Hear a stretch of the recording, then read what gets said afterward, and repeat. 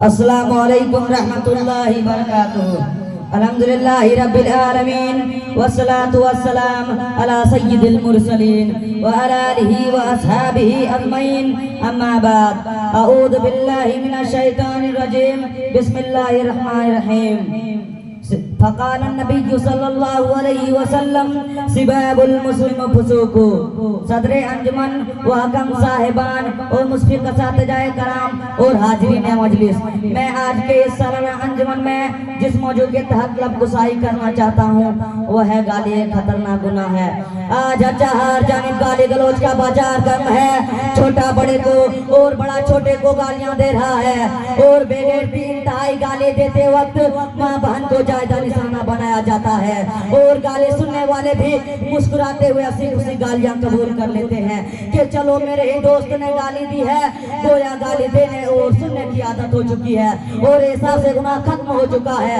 हालांकि किसी भी हालत में किसी को गाली देना एक खतरनाक गुनाह है। मेरे भाइयों, आइए देखते हैं कि गाली कहते हैं किसे। उर्दू लोगत के मुताबिक गाली फास गोई, बदजुबानी और बेहुदा बात को कहते हैं। इसी तरह एबुजुई, अल्जाम तराशी और लानतान वगैरह ये सब गाली के मफहूम में शामिल है। मोहतरम हजरात, आइए देखते हैं कि मजहब इस्लाम ने गाली देने वाले के बारे में क्या कहा है।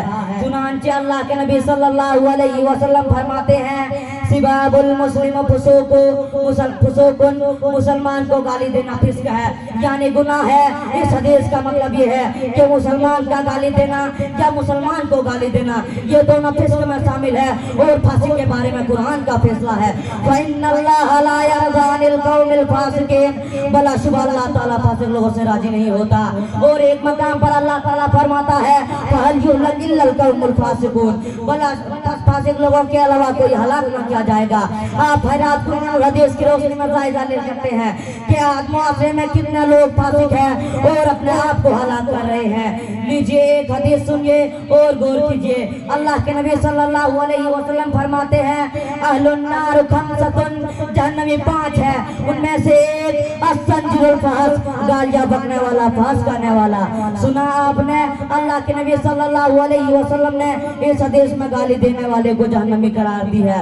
गोया गाली देने से आखिरत तबाह व बर्बाद हो जाती है और गाली देने वाले की दुनिया में भी इज्जत नहीं रहती। आइए अब एक वाक़या सुनिए और इबरत हासिल कीजिए। एक शख्स हज़रत अबू बकर सिद्दीक़ रज़ियल्लाहु अन्हु को गाली दे रहा था। आप सल्लल्लाहु अलैहि वसल्लम वहाँ बैठे हुए थे। आप ताज्जुब करते रहे और मुस्कुराते रहे। जब उस शख्स ने जायदा ही बुरा भला कह दिया तो अबू बकर रज़ियल्लाहु अन्हु ने उसकी किसी बात की जवाब दे दी तो आप सल्लल्लाहु अलैहि वसल्लम गुस्सा हो गए और वहाँ से उठ गए। तो अबू बकर रज़ियल्लाहु अन्हु आपके पीछे जाकर आपसे मिले और कहने लगे ए अल्लाह के रसूल सल्लल्लाहु अलैहि वसल्लम, वह मुझे गालियां दे रहा था, आप बैठे हुए थे, जब मैंने उसकी किसी बात की जवाब दे दी तो आप गुस्से से उठ गए। तो नबी सल्लल्लाहु अलैहि वसल्लम फरमाते हैं कि बात यह है कि तुम्हारे साथ एक फरिश्ता था जो तुम्हारी तरफ से जवाब दे रहा था। जब तुमने उसकी किसी बात की जवाब दे दी तो शैतान आ गया और जहाँ शैतान आ जाए मैं वहाँ नहीं बैठ सकता।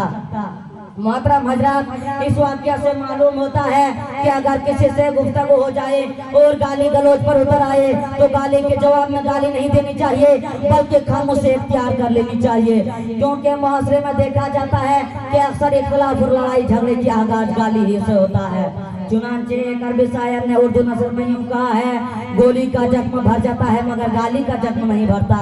और एक शायर ने भी खूब कहा है सिनान का, तीर का, तलवार का तो जख्म भरा, जवान का जख्म मगर रह गया हरा का हरा।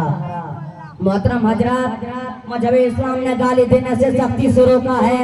यहाँ तक कि जानी चोर और खाइन वगैरह को भी गालियां देने और उन्हें लानतान करने को नाजायज करार दी है। इसी तरह मजहब इस्लाम ने गैर मुस्लिम, काफिर, यहूदी, ईसाई, मिर्जाई, हत्ता के शैतान को भी गाली देने से रोक दिया है, क्योंकि गाली देना एक खतरनाक गुनाह है और गाली देना मुनाफिक व फासिक का काम है, एक मुसलमान के शान नहीं। हाँ, अगर बहैसियत मजबूरी गुस्सा गाली देने की नौबत आ भी जाए तो औज़ु बिल्लाहि मिनश शैतानिर रजीम पढ़ लेनी चाहिए। यहीं से मैं अपनी तकरीर को खत्म करना चाहता हूँ। आखिर में अल्लाह ताला से दुआ है कि हमें गाली देने से बचाए और हर हाल में अपनी जबान की हिफाजत करने की तौफीक दे। आमीन। वस्सलामु अलैकुम रहमतुल्लाहि व बरकातुहू।